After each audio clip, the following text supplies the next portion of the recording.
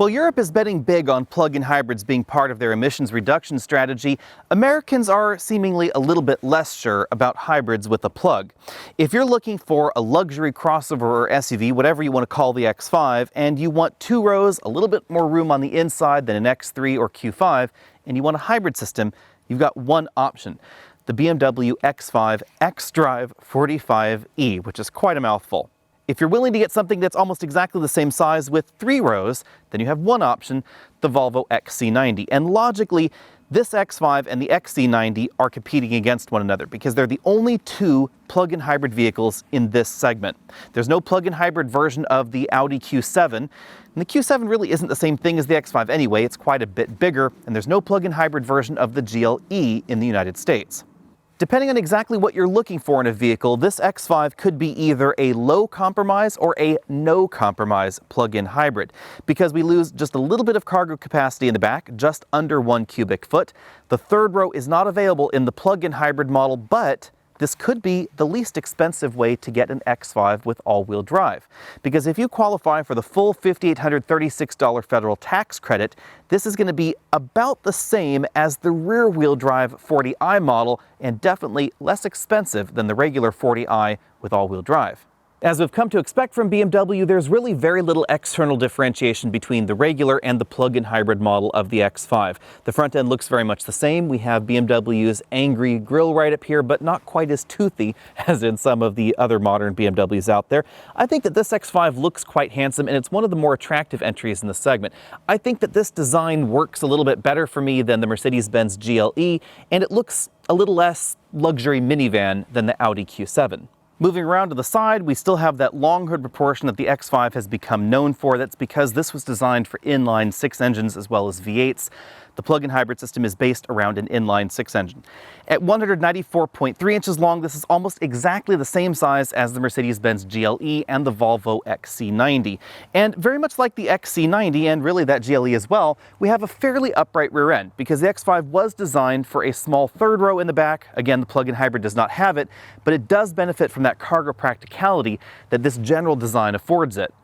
This model has the M Sport package that is available with the plug-in hybrid system, so we have the blue brake calipers, some slightly different wheels than we find in the base model, and some extra M touches here and there. Out back, we have the same full LED tail lamp modules that we find in the non-hybrid model, and you'll notice that there are no badges anywhere that say hybrid. The only real way you'll be able to tell is this little E over here on the xDrive 45e. We still have twin exhaust tips down at the bottom and a 2-inch trailer hitch receiver right there. We also still have the tailgate that folds in a 2-way fashion. So we have a lift gate right there, and then we have a tailgate on the bottom, and both are powered. So if I press this button right here, they'll close in coordination. I've got to say I'm a big fan of this particular design, because if you're the kind of person like me that ends up with cargo rolling around in the back, say you went grocery shopping, and even though you use this fold-up divider right here to keep it from rolling around, you may not want those glass bottles or whatever tumbling out when you open the hatch, so they won't. You open this will keep them in place. You also have somewhere to sit if you're the kind of person that likes to tailgate in your crossover. When it comes to tax credits, there are 2 important things to keep in mind. One, I suspect, is not terribly important to X5 shoppers, and one probably is.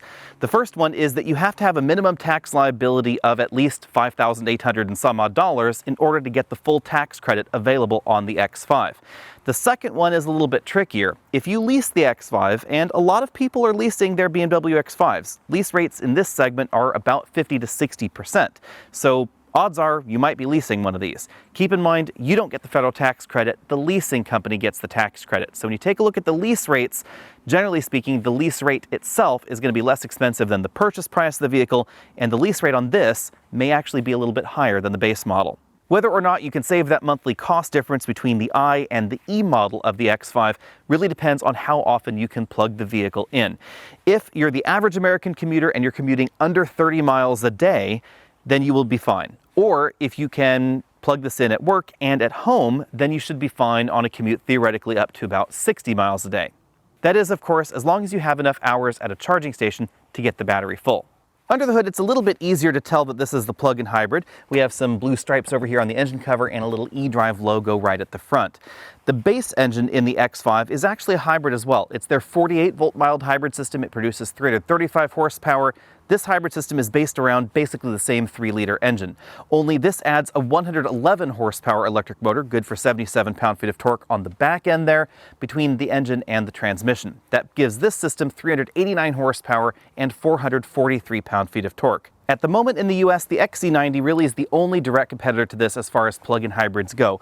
But the two vehicles have very different missions, really. The XC90 is a range-topping model.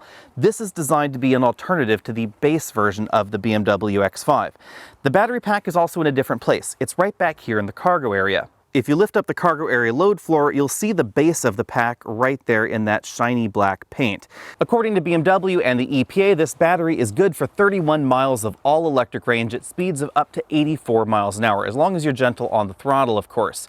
But it's worth noting that the hybrid system adds enough weight to the vehicle that fuel economy is lower than the non-hybrid model when operating as a regular hybrid after the battery has been depleted. We get 20 miles per gallon combined, 3 less than the regular X5. When operating as a hybrid, this is going to be notably less efficient than the Volvo XC90 hybrid. That will get you 27 miles per gallon after its battery is depleted. The likely main reason for that is twofold. We have a mechanical all-wheel drive system in here, not an e-all-wheel drive system, so this is going to be more capable in slicker situations, and we have a much bigger battery. The Volvo will only go 18 miles on a charge, so this has nearly twice the EV range. Now, it does come with an included EVSE. This is just a 110-volt EVSE, however. I am a little bit disappointed in that because this battery is quite large. And that means that charging this battery, theoretically on this level 1 EVSE, could take about 20 hours.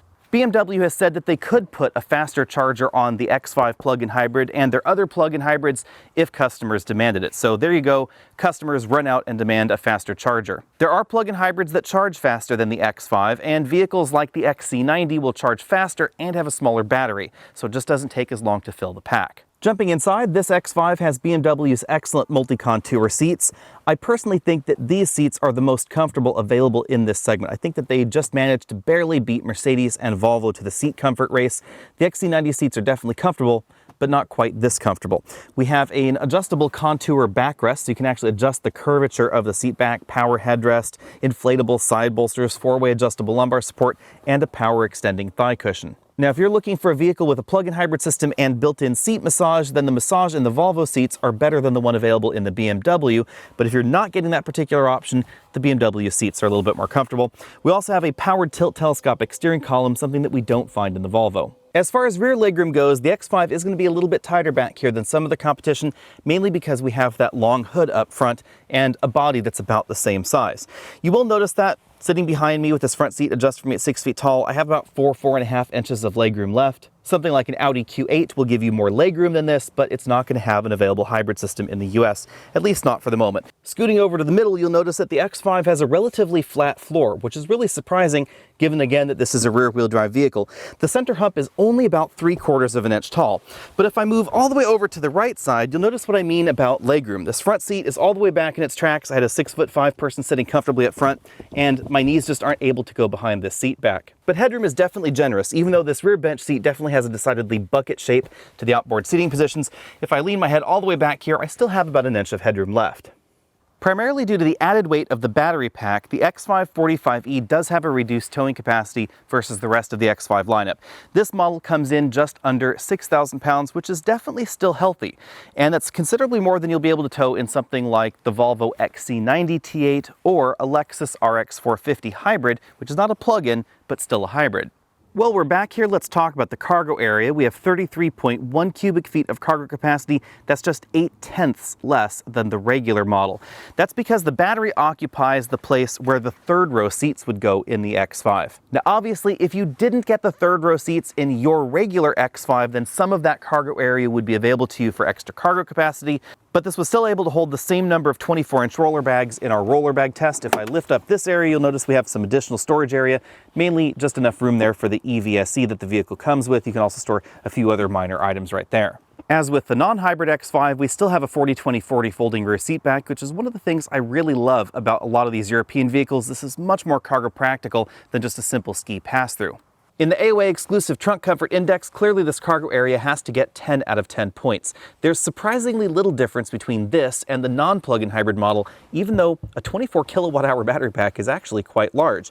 Bundle that with this really handy tailgate here. This is one of the few SUVs in the world that retains this particular feature. It is one that I absolutely love. In fact, the only thing that could make this cargo area better, perhaps an 11 out of 10 in the exclusive trunk comfort index, would be glass that opens separately from the hatch.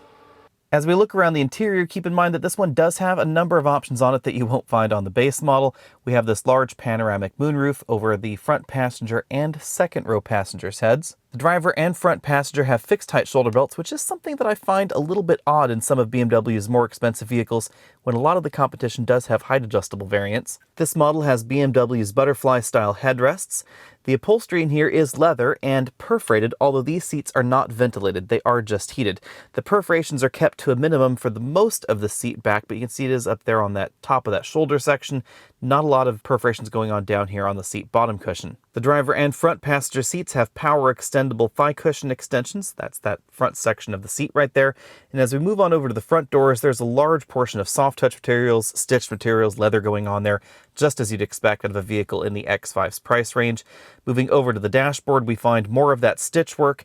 There are a number of different trims available in the X5. This has a metal trim, and it sort of has, I guess you'd say, maybe a brick stack style theme here.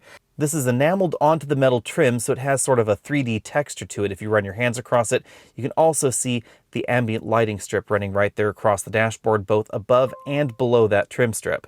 The glove compartment is a combination slot and bin style compartment. I was not able to fit a large tablet computer inside. Continuing down the dashboard, we have two large air vents, hazard light button, a button to enable and disable a lot of the vehicle's active safety systems. That's very handy that we have a one-click button to do that.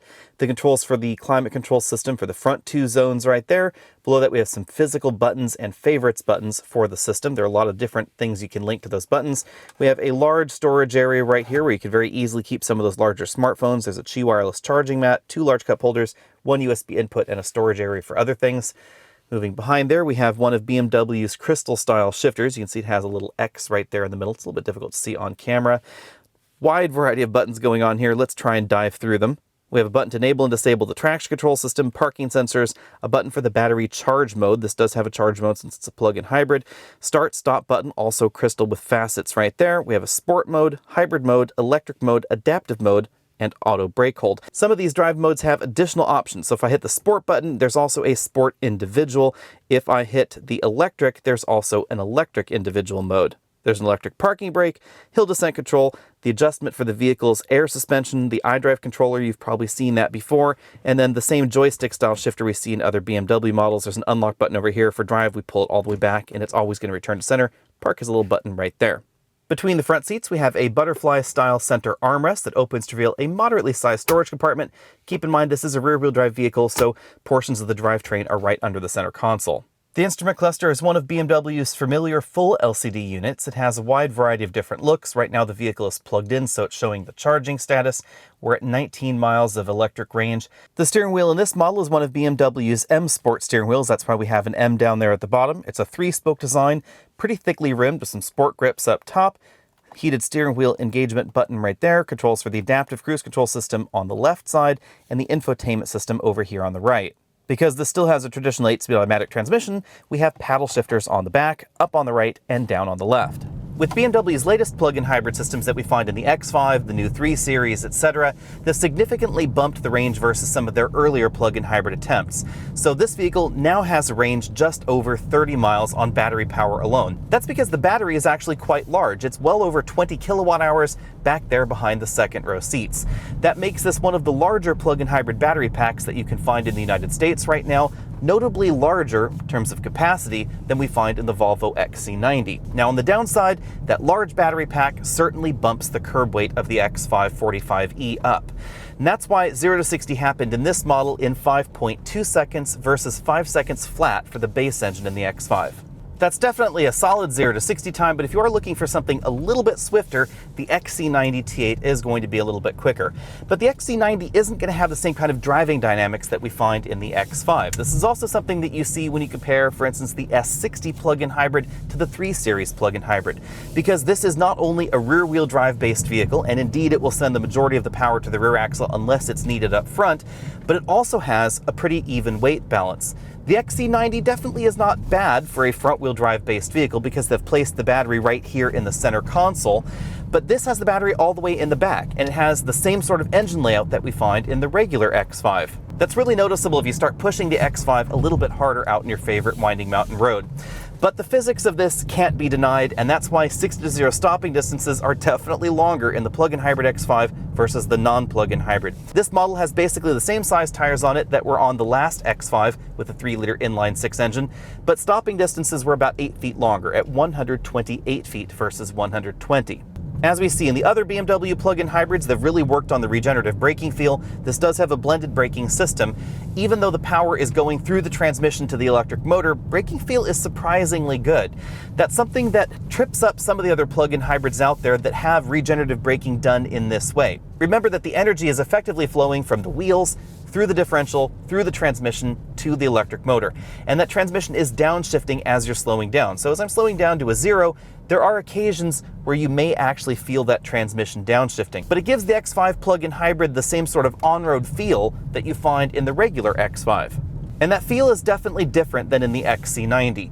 The XC90 has a lot of oomph. It is definitely going to be a little bit quicker 0 to 60 than this because it produces more power. It has nearly 500 pound-feet of torque, but the engine is not as powerful as this. It produces 315 horsepower from the engine alone, and all of that is going to the front axle. We then have the balance of the power out in the back.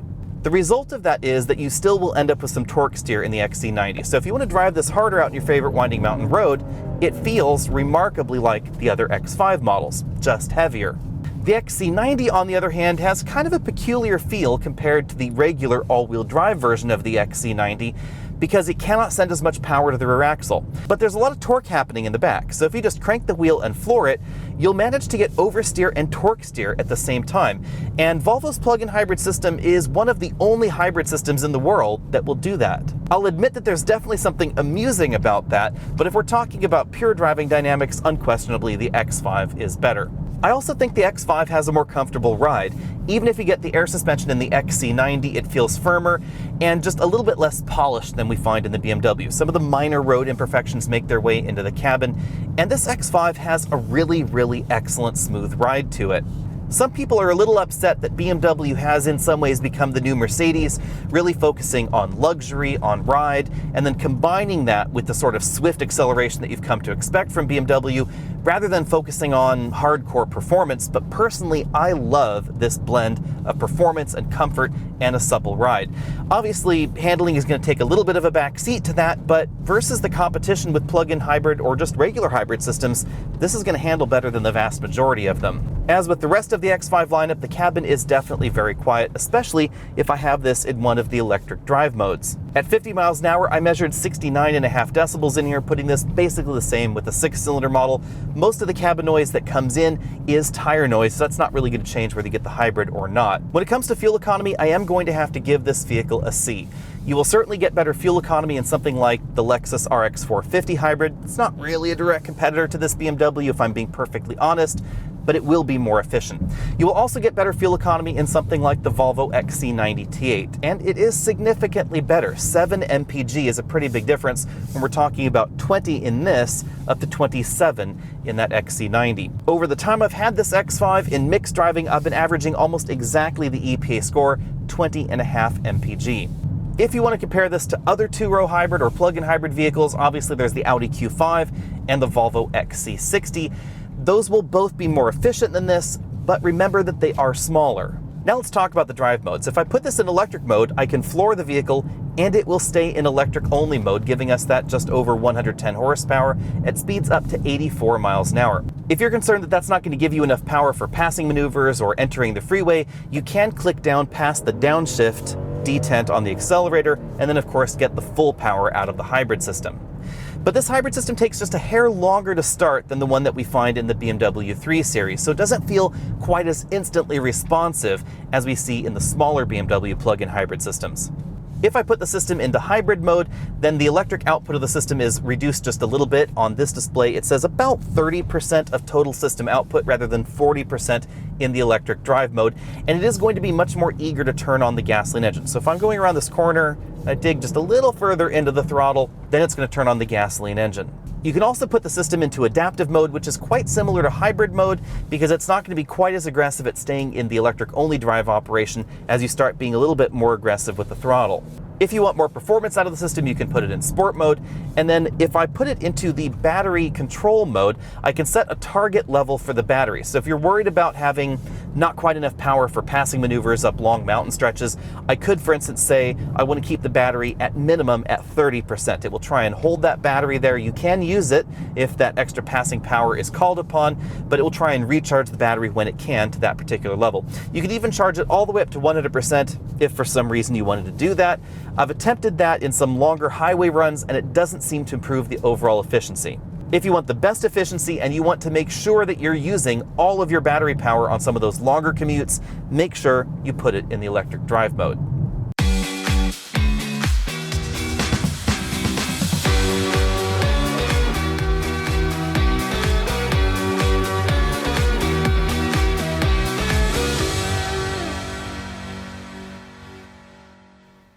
For 2021, the plug-in hybrid is going to be a little bit more expensive than the base model, starting at $65,400, but remember that it qualifies for the full $7,500 federal tax credit. So even though it's $3,700 more than the comparable non-hybrid all-wheel drive X5, it's going to end up being less expensive for most folks that can afford a BMW. As we see in a number of other luxury plug-in hybrids, the configurations and the options available on the X5 plug-in hybrid mirror basically what we see in the non-hybrid model, again with the exception of standard all-wheel drive. Now on to the pros and cons of the X5 itself. Fuel economy is a little bit better than the non-hybrid model, but your fuel economy will obviously vary depending on your driving situation. If you're driving in town, doing a lot of stop-and-go city driving, slow-and-go driving, the X5 plug-in hybrid is going to be a lot better than the regular model, even if you're not charging the battery. However, if you're doing a lot of long highway runs, a lot of mountain climbs, and you're not plugging the vehicle in, then fuel economy is not going to be very far off where we see the regular non-hybrid 6-cylinder X5. That's because the X5 plug-in hybrid has a pretty big battery pack, and that's why it's able to qualify for the full $7,500 federal tax credit. I have to admit that I was a little bummed by the charging speed of the X5, however. Remember that the onboard charger is slower than some of the competition, so it's going to take longer to charge it. That means that if you're doing a lot of really quick trips, or you're just driving one way to the office, and then you need to turn around and drive somewhere else 30 miles, keep in mind that you're not going to be able to do that next 30 miles in full EV mode, even if you have access to a level 2 charger, if the window is not big enough.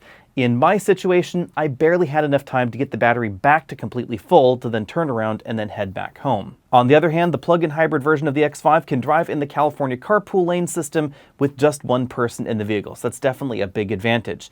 Now, the federal tax credit does not apply to leases, so keep in mind that your actual cost will depend on whether you're leasing or buying the vehicle. If you're buying, I think it's an absolute no-brainer, because currently the financing is less expensive on the plug-in hybrid version of the X5, and we get that $7,500 tax credit. There's some additional state and local incentives that will drive that price down even further. On the downside here, we have leasing, because for some reason the X5's lease is about $70 more if you get the plug-in hybrid version than the non-hybrid version. The main reason for that is that the leasing company does not get the full federal tax credit, and neither do you as the lessee. They pass on a lot of that to you. So the result is the lease price ends up being a bit more expensive. Now, theoretically, you will save money on your monthly operating costs, but according to the EPA, you'll save only about $40 to $45 a month. So not quite enough to cancel out that $70 per month increase in the lease fee. However, if your employer pays for charging, or if you value carpool access in states that allow it, that could be compensation enough for that extra $70 a month. Other than that, the only real downside for the plug-in hybrid system is the battery pack being in the rear, so we get a little bit of extra weight and a little bit less cargo room. Other than that, this really is a no-compromises plug-in hybrid system. With that out of the way, let's dive into the only real alternative in the US at the moment, the Volvo XC90 Recharge. This is formerly known as the Volvo XC90 T8. They've decided to rename all the vehicles in their lineup that have a plug Recharge, which seems like a strange branding to me because the recharging part is what customers are always worried about with a plug-in hybrid vehicle. At any rate, the XC90 T8 is a very different kind of plug-in hybrid system. It has a smaller battery. The battery pack is not located in the rear. It's basically located between the front seats, changing the center of gravity of the vehicle and also not compromising the cargo area or rear seating area. The driving dynamics of these two vehicles could not be more different if they tried. The Volvo hybrid system gives us more power and more torque, so it is faster 0 to 60, but the driving dynamics are quite different. The Volvo system is always going to send much more power to the front axle, about 315, 316 horsepower up front, the remainder to the rear axle. That's because it does not have a mechanical all-wheel drive system. Instead, it has an electric motor in the rear because the battery pack is where the drive shaft would normally go. The X5, on the other hand, can send 100% of engine power to the rear axle. Now, the computer will allocate power front and rear whenever it's required, but it's always going to have a rear power bias. That means that the X5 is going to be more nimble, it's going to be a little bit more engaging out on your favorite winding mountain road, and it's going to feel perhaps a little bit more normal European vehicle. The XC90 is interesting because it is one of the few vehicles where you can get torque steer and oversteer at the same time. If you crank the steering wheel of your XC90 T8 and you just floor it, you can feel the rear end kicking out just a little bit, while at the same time the steering wheel is doing sort of a tug of war with you. And that's simply due to the amount of power that we have out of the Volvo plug-in hybrid system and where the power is going. Now, the Volvo plug-in hybrid system doesn't have quite the same range that we find in the X5. 18 miles versus 31 miles in the BMW. That's because of its smaller battery pack, and that means that the federal tax credit is not going to be quite as large. The XC90 Recharge starts at $63,450, but because the federal tax credit is based on battery size, the Volvo qualifies for a $5,419 credit. On the other hand, if you're not able to plug it in all the time, the Volvo will give you better fuel economy, 27 miles per gallon versus 20 miles per gallon combined. That's a reasonably large difference. The Volvo also charges a bit faster because it has a faster onboard charger. As far as ride quality goes, I have to say I like the ride quality in the BMW X5 a little bit more than the XC90. The Volvo suspension tune is a little bit firm in this generation, although you can get an air suspension in the Volvo as well. It's just never going to be quite as soft as the one in the BMW X5. It really depends on your personal preference as far as suspension tuning. Now, the X5 is never going to have a third row if you get the plug-in hybrid system, and you will find a third row standard in the Volvo, with either 6 or 7 seats. So in that respect, it's going to be a little bit more practical for some folks than the BMW. If you get carried away with options, the Volvo is going to be less expensive than a comparably equipped BMW X5, but I find the Volvo seats to be a little bit less comfortable than the ones that we find in most trims of the X5, with the exception that if you get the optional massage feature, Volvo's massage is better than the anti-fatigue seat design that we find in the X5. As far as design goes, I like the exterior of the Volvo a little bit more, and I like the interior design of the Volvo a little bit more as well, but the BMW interior has some really great wood options, more customization than we find in the Volvo, and I like the electronic gadgets and gizmos a little bit better in the BMW than in the Volvo. But bottom line, these two vehicles are fairly different. They drive differently, they have differently sized battery packs, one's a 2-row and one is of course a 3-row. If my money were on the line, which one would I pick? I have to say that due to the longer range of the BMW X5 and the comfortable seats and the interior gadgets, I think I would probably take the X5 plug-in hybrid over the XC90 Recharge. Let me know what you think about all that down there in the comment section below. What would you choose if your cash was on the line and you were looking to spend maybe about $70,000, of course, less the federal tax credits on either of these vehicles? Now, bear in mind that Volvo has some very aggressive subscription deals where they combine the lease payment with insurance and all the wear and tear items on your vehicle. If you take a look at those deals, it may end up being less than the BMW X5. Let me know what you think about all that down there in the comment section below. Find me over at facebook.com/AlexNautos, and you can check out the merch store over at AOAmerch.com if you want to find shirts right like this one. I'll see all of you later.